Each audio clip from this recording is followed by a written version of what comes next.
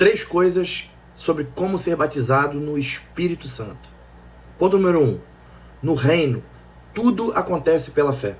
Hebreus 12:6 diz que sem fé é impossível agradar a Deus. 4 vezes nas Escrituras é dito que o meu justo viverá pela fé. Eu costumo dizer que a moeda nessa terra é o tempo, mas a moeda do reino é a fé. O reino de Deus, ou seja, a maneira de Deus de governar, opera pela fé. E guarde isso, a fé não nega a existência do fato, afinal, como se diz, contra fatos não há argumentos, mas a fé nega o direito do fato continuar existindo, porque contra fatos há a verdade. Paulo diz que a nossa tribulação é leve e momentânea, mas Jesus diz, céus e terras passarão, mas a minha palavra não passará. E talvez essa seja uma das primeiras afirmações de fé que eu aprendi com o pastor Otomi na Guia Church, onde ele dizia, baseado nesses 2 versículos, amarra o seu problema com a palavra e vamos ver quem dura mais. Como isso fez pressão de fé na minha vida em várias áreas. Você precisa aprender que o que contamina o homem de fé não é o que entra na sua boca, mas o que sai da sua boca. Isso quem disse foi Jesus. E agora vamos ao segundo ponto. E ainda estou falando sobre batismo no Espírito Santo. Ponto número 2. O Espírito Santo já foi derramado.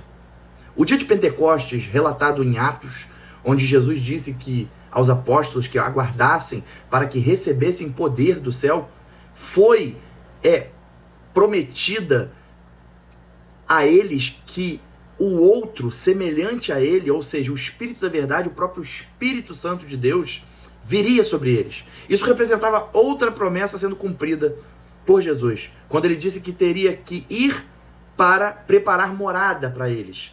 Ou seja, para nós. De que morada ele estava falando? De que morada estava falando?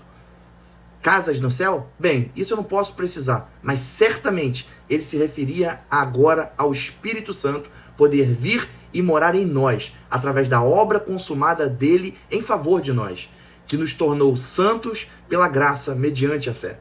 É só você pensar que tamanha obra, quando outrora o sumo sacerdote poderia ser fulminado ao entrar com algum detalhe mal cumprido da lei cerimonial de Levítico, que regulava aquele sacrifício, que só podia cobrir o pecado do povo por 1 ano, através de um cordeiro que era altamente selecionado.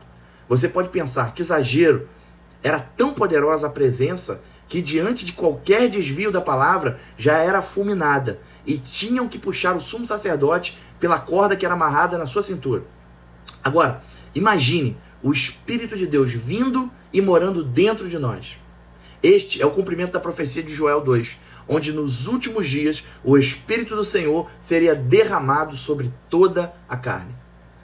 Desde que ele veio, não voltou mais, como fazia na velha aliança, onde o Espírito só vinha sobre reis, profetas e sacerdotes e depois saía. Éramos mortos espiritualmente.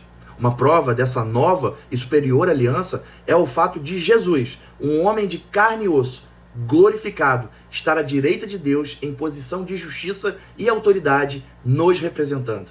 A Bíblia diz que estamos assentados com Ele, não do lado, com Ele. E o Espírito Santo, que estava com o Pai, veio para estar conosco todos os dias. O Deus Emanuel, presente aqui conosco.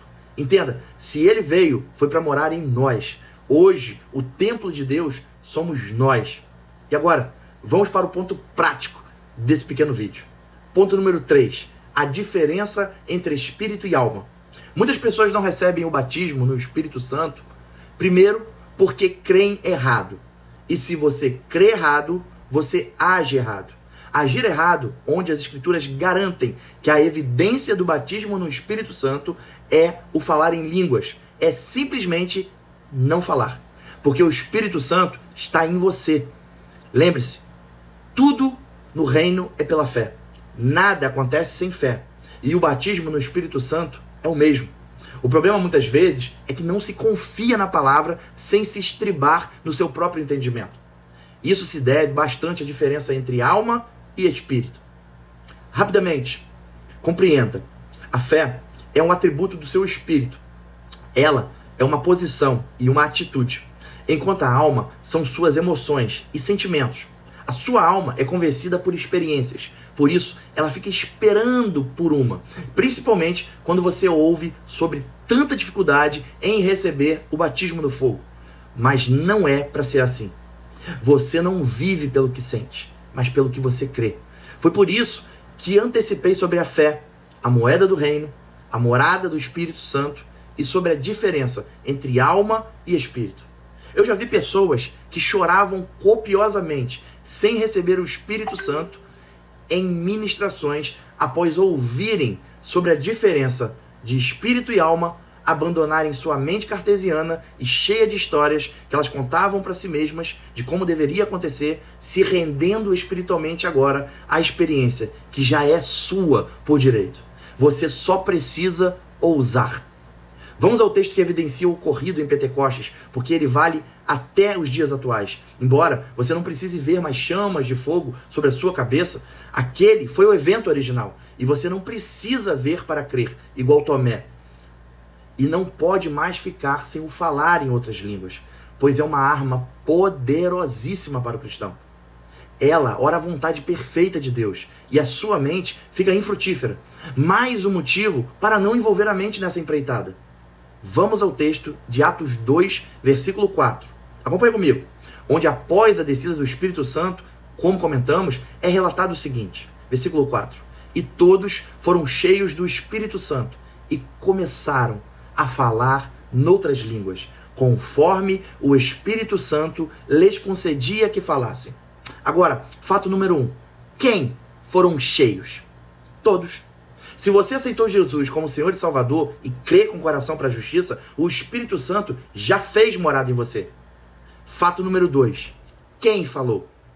Eles começaram a falar noutras línguas. É nessa hora que você precisa dar o seu passo de fé. Deixa-me contar a minha experiência pessoal com relação a isso. Eu entendi que tudo no reino é pela fé e que se eu desse um passo de fé em direção a Deus, Ele poderia fazer do mar das minhas dúvidas o chão das minhas convicções. Por isso, eu comecei a falar o que sabia de línguas, mesmo me sentindo um impostor e nada original. Sim, eu tive tanta convicção que eu sabia que mesmo que eu falasse A, B, C, crendo que eu estava orando em línguas, se minha mente não estivesse envolvida tentando entender o significado, Deus ia me honrar. E é exatamente o que aconteceu no texto de Atos. E também comigo. Eu continuei orando em minhas línguas ali, repetindo outras que havia ouvido, ou mesmo enrolando a minha língua e emitindo sons estranhos para minha mente racional. E aconteceu o fato, número 3 do versículo, onde diz: conforme o Espírito Santo lhes concedia que falassem. Eu comecei a perceber que estava sendo inspirado agora em novas línguas, mais fluídas. E o sentimento de impostor, de farsante, que tentava me condenar e parar de ousar pela fé, se foram completamente, dando só lugar ao genuíno batismo do Espírito Santo. Glória a Deus. Sabe, não espere para amanhã o que você tem hoje. Ouse falar em novas línguas. O Espírito Santo já veio até você e está sobre e dentro de você. Experimente dessa arma poderosa e verá que quase 90% das vezes você será poderosamente guiado no meio das línguas. Intercederá por quem nem sabe, ou mesmo orará a vontade perfeita de Deus para a sua vida com gemidos inexprimíveis. Assim como edificará sua fé santíssima, como está relatado lá em Judas 20. A pergunta é, dá para ficar sem isso? Então faça igual a esses super-heróis dos gibis. Se esconda para se transformar. Abra o peito para a experiência e voe nos rios do Espírito Santo pela fé. A fé não vai ser e nem foi, ela é. Bem, você aprendeu algo com esse vídeo? Foi consolado e obteve clareza sobre o assunto? Se sim, curte e compartilhe esse vídeo. E se você deseja aprender mais sobre escatologia e o impacto dela sobre o estilo de vida e fé que você tem hoje, siga o perfil, porque eu te vejo no próximo vídeo. E se você quer vídeos mais longos, séries completas sobre o assunto de escatologia, me segue lá no meu canal do YouTube, no link da bio.